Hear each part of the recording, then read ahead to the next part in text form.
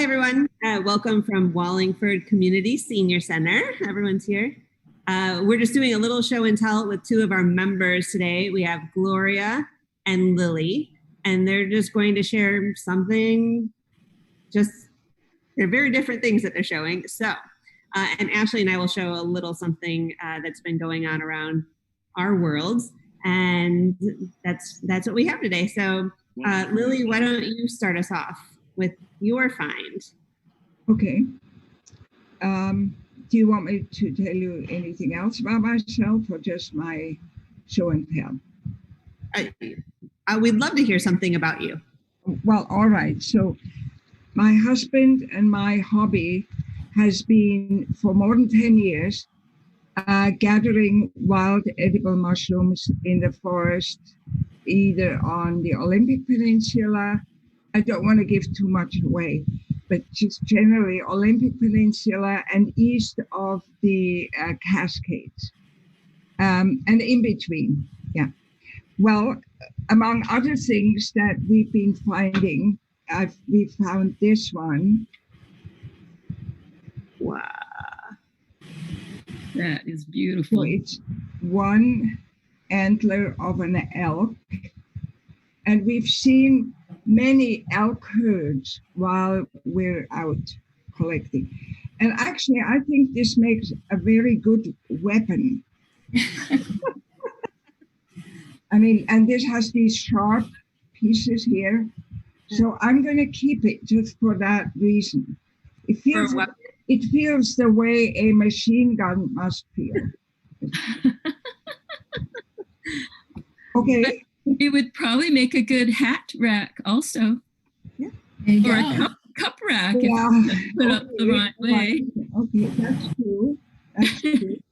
I'm not sure I have that many hats, but... Or a scarf rack. When did you find that? I don't remember where I found it, but it was in one of those forests where we were foraging for mushrooms.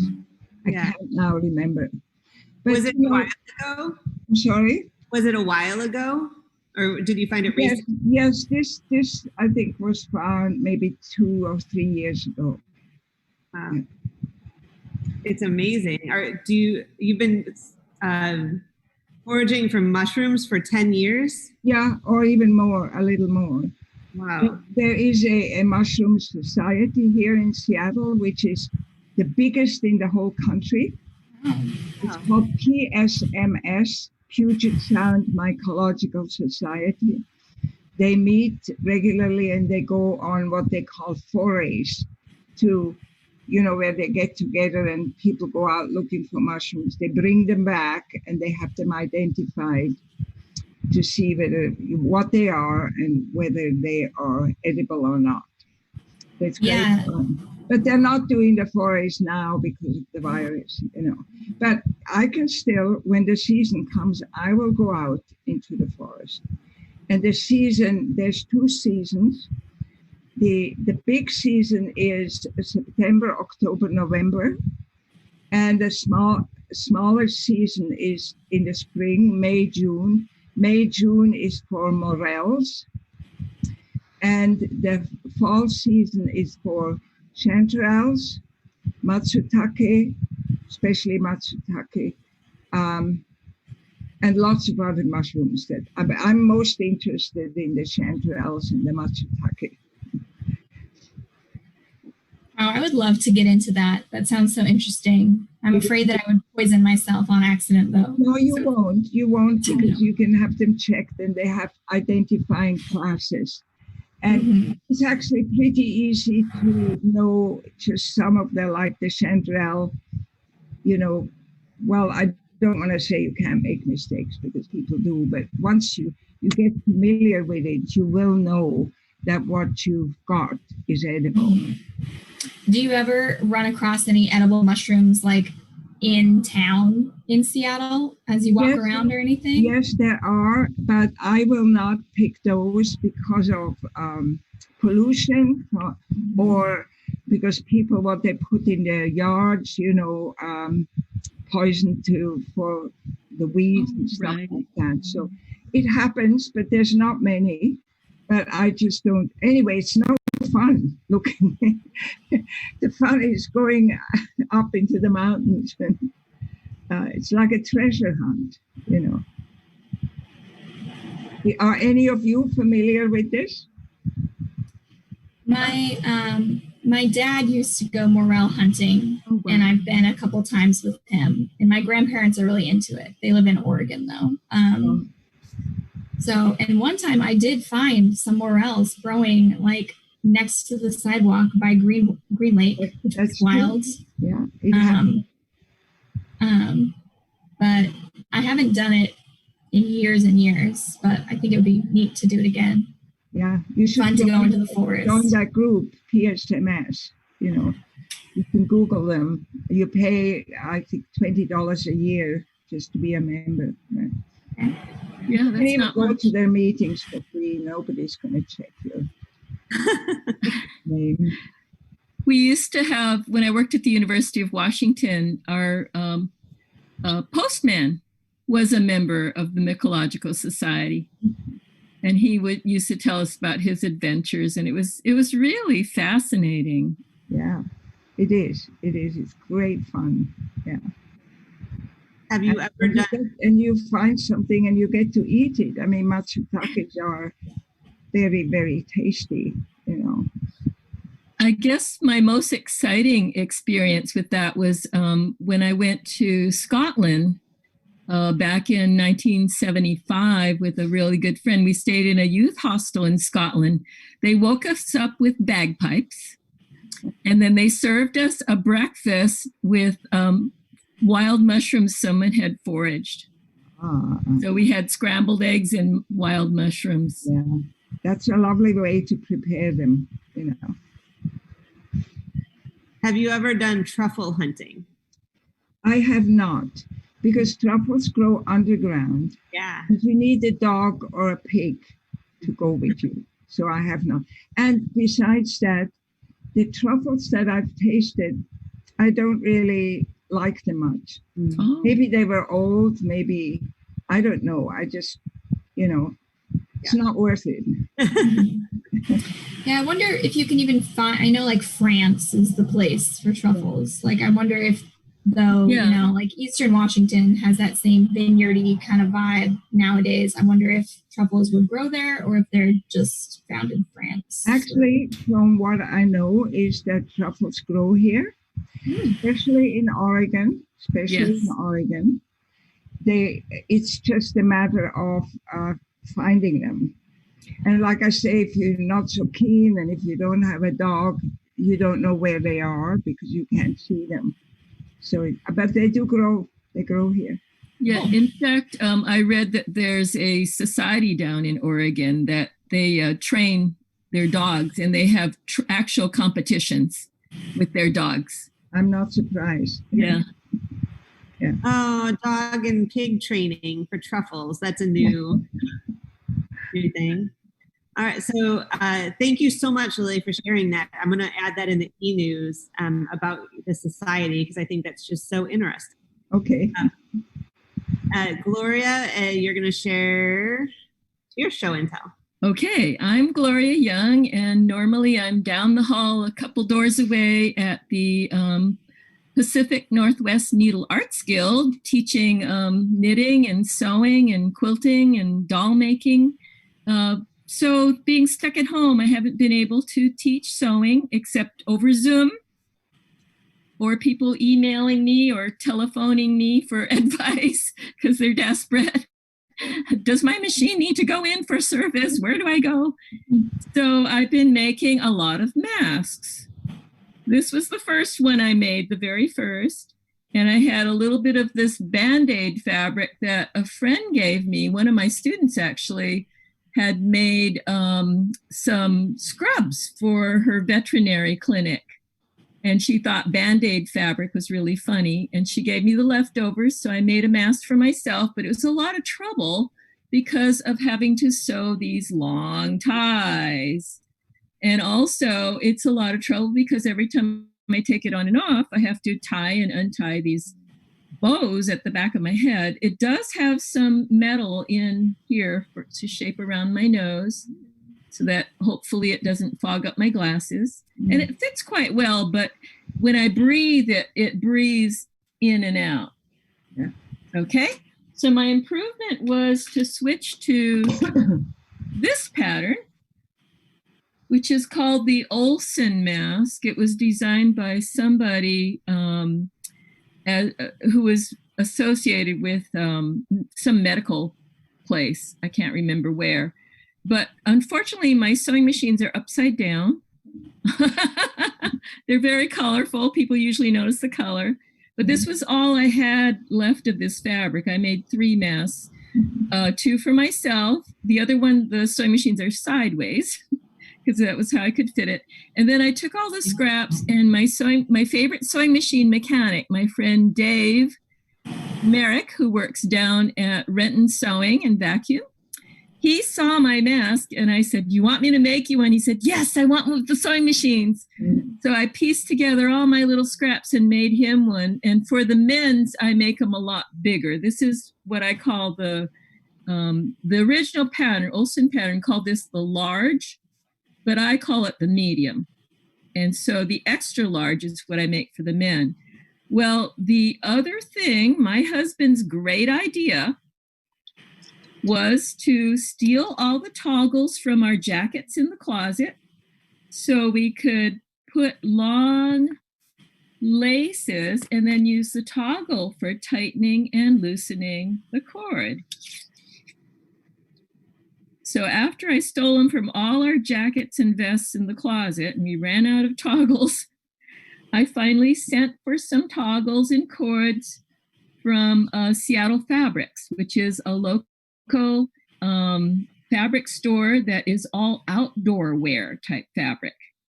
And so the senior center actually has a media case that I sewed for them out of heavy duty zippers. Well, I fixed the case, but I got the zipper by the inch, heavy duty zipper by the inch from Seattle Fabrics. And they have every kind of and color and width of Velcro and cord and all kinds of things. Okay, so a new wonderful thing that my friend Gail, who's been making a lot of masks for her family, but she also, her husband's family has a watercress farm in Hawaii, a very famous watercress farm. It's the largest watercress farm in the United States. It's called Sumida Watercress Farm. And it's very close to where I grew up in a little town called Aiea, A-I-E-A. It's all vowels. And the post office used to never believe that name. So they'd always change the I to an L. So it was A-L-E-A instead of A-I-E-A. And I go, oh no, they have to, it's for real. It's a real place. It's a Hawaiian word. So her wonderful innovation is to send for these elastic shoelaces. And the shoelaces come automatically with toggles that match the shoelaces. So every time you buy 1 pair of shoelaces, you get 2 laces that are long plus 2 toggles. So this is the newest. Yeah, where did I put them? Here. All right, these I made for a good friend. And she actually provided this fabric. It's just beautiful floral. Okay. And here's a shoelace. Now they're fashionable. It's a matching gray toggle to go with it. This is the men's size. And this is fabric also that my friend gave me. And then Eric's, my husband's other innovation, he's an engineering type guy. So he dreams up these wonderful things. Inside the nose, instead of the baggy ties I was using before that were plastic covered to keep them waterproof so they wouldn't rust, he was giving me this heavy copper. Well, the copper wire was so heavy that I didn't put it in the women's nose pieces because it was too hard to squeeze and everything. And I felt like it might poke through the mask. He went and bought aluminum wire. I think he said it's a 16 or 18 gauge, so it bends nicely, but it's not going to rust, and it keeps its shape. So here's another mask, And this is for my friend Ginny's husband, because he refused to wear the floral or the polka dots. So she brought me this fabric, which he chose, which are trees, because he loves the outdoors. So this is something Lily might like too, because of the trees. And Ashley too, with all her plant. Right. And here's another of those wonderful shoelaces. So these are 40, almost, I think they're about 46 inches long. So I thought that's really good for men. And then I get a matching toggle. But I was able to get these laces in like orange and yellow and lime green and red and purple. So when you wear it, the top part of the elastic goes on the back of your head. The whole thing goes on the back, yes. So okay, yeah, I wasn't sure if the part with the toggle went. It's in the toggle if you need to. And then make sure the metal's at the top. And then bring it right over. See, I don't even have to take off my glasses. And then bring this one above your head, pull this one, and then slide the toggle. Wow. Cool.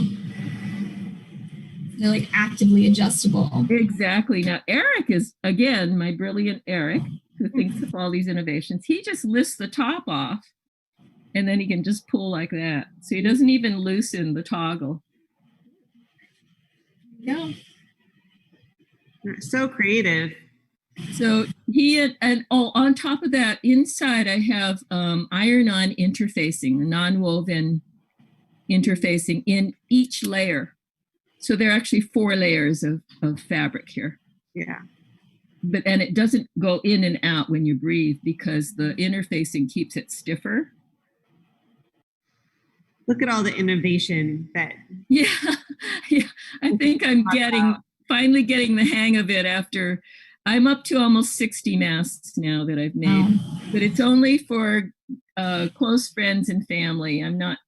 Don't give my name out. Keep your name out. I guess you have 60 close friends and family. Well, some have to have at least 2 masks. I think Eric and I each have 3 or 4. Yeah. Because we have to wash them. You're supposed to wash them often. And these you can just throw in the washer and dryer. I like how they became stylish now. Yeah. All different things. And this afternoon, actually, Joyce, a really good friend, her son is getting married next month. And this afternoon, she was finally able to find a couple of dresses to wear. She needed one dress for the rehearsal dinner, which she and her husband are supposed to host. And then she needed one to go with her formal dress for the wedding itself. A formal mask? Her husband has to wear tux. He's got a black face mask to go with his tux. And so her dress has an embroidered kind of a tulle lace overlay, but it's beautiful floral embroidery. And then underneath is a black lining because it's sheer. And she's bringing me, because Joyce is short like I am, she got it. She bought it from Nordstrom online, and then she went to try it on, finally got an appointment when they were able to open up and let just a few customers in by appointment. And the lady altered it, and she finally was able to go in for her appointment to try it on and pick it up. And it fit beautifully. She's happy, but because they were able to cut some off the bottom when they adjusted it for her height, she's bringing me the leftover fabric so I can make her a mask to match her dress. That's so cool. The mother of invention, right? Gloria, where is the Seattle fabric on Aurora? Yes, Aurora and about 87th on back. Yes. Back a little, yeah, about the east side of the street. They used to be Seattle Tent and Awning. Yeah. That was their name very long time ago. Yeah, they have a lot of interesting things there. A lot of interesting fabric. And it used to be the only place in town where it was mainly men working there. Oh. because they had the huge rolls of heavy fabric to pull off of the shelves. There are more women working there now than there used to be. But it was a mom and her sons in the early days. And now there are some women there, and it is the best place to go if you lose the pull off your zipper. Because those people all have magic fingers. They know how to put a new pull onto your zipper. That's a really big skill set. It's huge. It's huge. Fix that for you.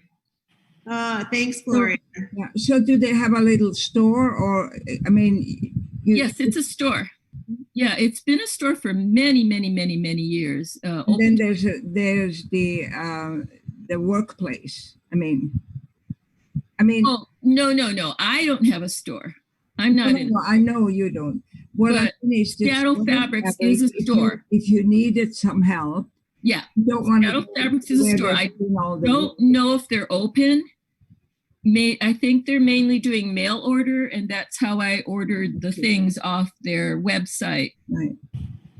I ordered cord and I ordered the toggles, but I used them all up. Yeah. And then my girlfriend told me about these nice stretchy. Where do you get those? Yeah, shoelaces. And the big advantage of the shoelaces, they have the coated ends called aiglets, AIGLETS. And so they thread into the toggles much easier. When I bought the cord from Seattle Fabrics, I had to cut it myself and then paint the ends with glue so that they wouldn't shred as I threaded them in. Yeah. Where did you get the shoelaces from? Online from Amazon. So you just elastic shoelaces?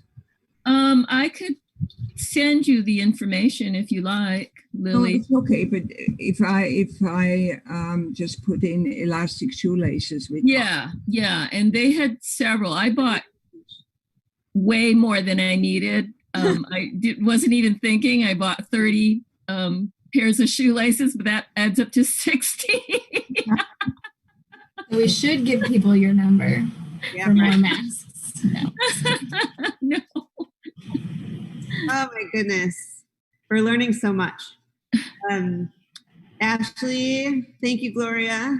Ashley, what are you showing us today? Today I'm showing you some bugs. Yeah. No, they're cool ones. They're cool ones. Hold on. So this past week has been like cool bug days at Ashley's apartment complex. For some reason or another, I saw this big wild beetle that's like the size of a grape. It was Herkin, and I don't know, can you see its like little antenna things are like kind of eyelashy? Oh yeah, tassely. Yeah, really cool. Yeah, really scary, but I liked him. And then the next day, I saw this adorable little moth that is trying to look like a leaf. Yeah. And he's beautiful. It really does. Isn't that neat? I had never seen one like that before. And so today, during Art Together, which is a little class that Mitzi and I host every Tuesday from 11 to 12, where we just hang out and do art or crafts together, I decided to draw said little leafy boy. Oh, yeah. So I just finished this. Oh, that's beautiful. Oh, Ashley, that's gorgeous. Yeah. And I was pretty excited. I haven't done any art in a while. I've been making a lot of cross stitches, which, is artsy, but it's just following a pattern and a lot of repetition. So it felt nice to do something a little more like loosely creative. So there's that little moth. And maybe I'll draw the cool giant scary beetle guy too. And then I actually, on the page before that in my little sketchbook, is another moth I was drawing months ago that I never finished, but maybe I'll show you that too. You can see his antennas are not real. This is a made up one, obviously. Gorgeous. I went over it with a silver paint pen Ah, the highlights. So what media did you use besides the silver paint pen? Colored pencil. And then did you wet it or? No, I actually have been doing this technique lately where I like, draw my background stuff and then I pick one color and like color really hard over everything, basically. Like I think I used white for this one and it basically just like blends it and takes away the tooth of the paper. Yeah. It makes it kind of look like it's smoother. Yeah. Is it but takes out the lines, yeah. Yeah, like this part along the edge here, I haven't done that to it yet. And you can see it's a little more of the like flecky. Okay, so it kind of blends. Yeah, it kind of blends it all together. Wow, that's beautiful. It's fun, and it has like corally bits hanging off of it. This is from a picture. I didn't make it up, but it's not a picture of a real moth. It's like another art that I'm copying. Oh, it makes it luminous. It does, yeah. I've been really into the paint pens lately. They're just so cool. And I love to doodle with them on just like a dark colored piece of paper. I have a gold one and a silver one. The thing is they like gunk up so easily. And then I don't know what happens to them, but unless you're super patient and you store them exactly perfectly and you shake them 1.7 times, then they do this thing where they like blob all over. And then after that, they're never the same. And they're expensive too. So, boo. That's how I feel about all my paint pens dying. So yeah, those were some neat bugs I saw recently that I wanted to show you. It's beautiful. Ashley, do you know what kind of beetle that was? I do not. I remember I have seen one of those before, like last summer or something, and I looked it up and I was able to figure it out at that time, but I don't remember what it was, and I haven't. How long is the beetle? It was big. I want to say it was at least an inch long. Okay. And like round too. Yeah. It was really struggling on its back when I first came out. So I like flipped it over and then it started flying around and like whacking into the light that's outside. And it was like loud. It was like thwack, whack. And I was like, okay, time to go. I don't want this thing hitting me in the head. It could do some damage. But it was really beautiful with those stripes on it. Yeah. Cool. Yeah, those antennae are just outrageous. I wonder what they're used for exactly. And why they're that shape. It kind of looked, well, I could be wrong about this, but I feel like layers like that, like kind of like the inside of cardboard, they like pick up sound really well. So maybe like having all those layers in a row like that helps it like sense its environment better. I'm inventing this. This is not real science. Don't listen to me. Yeah, so I wonder if it's sound or tactile. Yeah, interesting. That'd be interesting to find out. It definitely didn't help it not run into the light. So, or flip over and struggle until Ashley came along to save it. Really struggling. Maybe while Mitzi does her show and tell, I can try to figure out what beetle that is. Okay, you do research. So mine is real quick. It's just a plant. So I am at the senior center now. I come in randomly. I live close by. So every once in a while, we've been kind of cleaning up and being in here, and we started painting a little bit, just making everything as nice as it possibly can be, and taking this time while nobody has to smell these paint fumes but Rachel and myself. We've been painting a little bit and cleaning, and I found, let me see if you know what I found.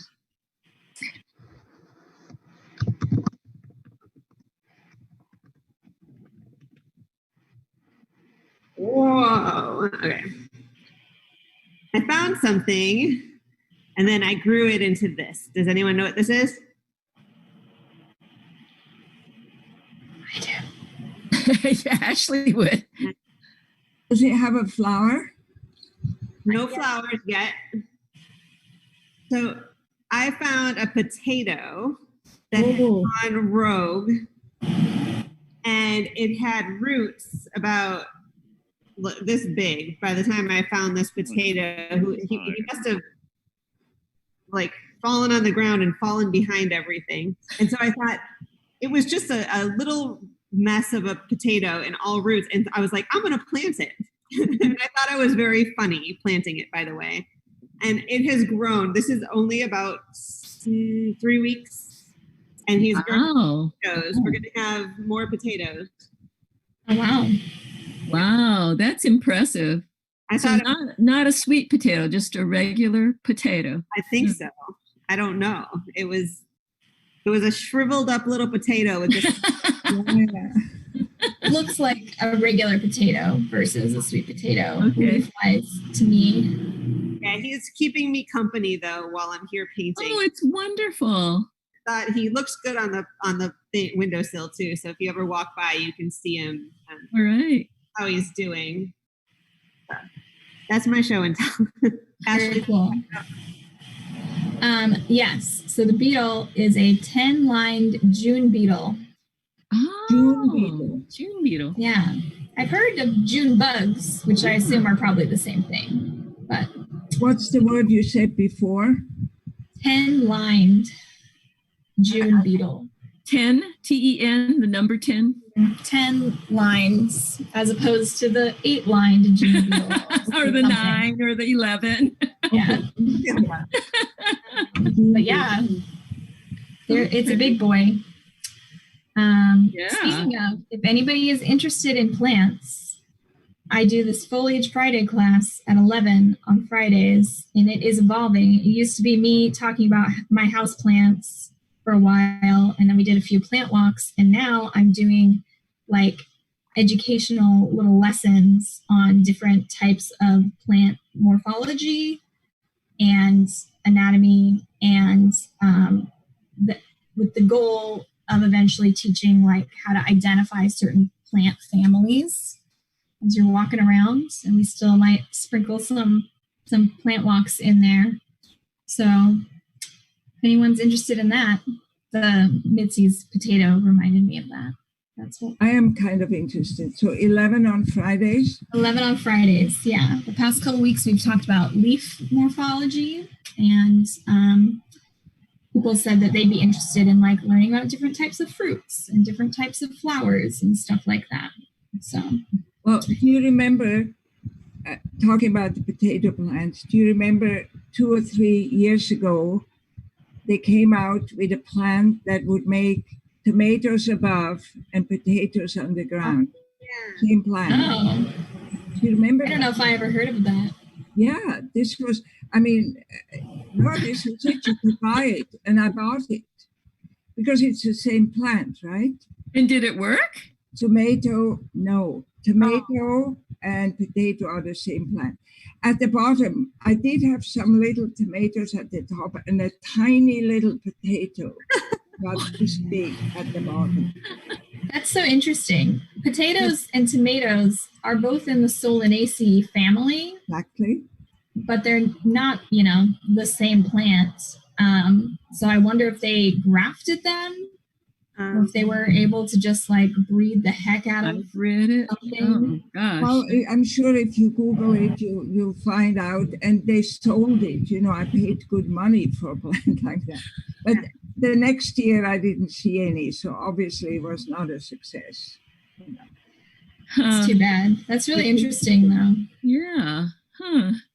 So interesting. I can say I've gone to Ashley's plant class every week that I can, just as an observer, and I learned so much, and it makes me laugh, by the way. When I take a walk, I'm like, those are leaflets, and that's a aqua something leaf, and then I forget that. I forget what it is. I'm like, but she taught me the Latin of that. Yeah. Aquafolium. And I've been showing off the plants that Ashley gave me due to my attending. So Yeah, and my plant has now 7 leaves. I got it with 4, and now it has 7. Yeah. That one. Nice. There's my prayer plant that was Ashley delivered to my doorstep. Oh, Yeah, and see, there's another one coming up here, and there's a leaflet here. So it's thriving. I'm so happy. It's really good. All right. Well, then we might see you too in the foliage classes. Well, thank you so much, Lily and Gloria, for sharing. We wanted to make this show and tell a little bit more than just us finding things in our houses. We've run out, I think.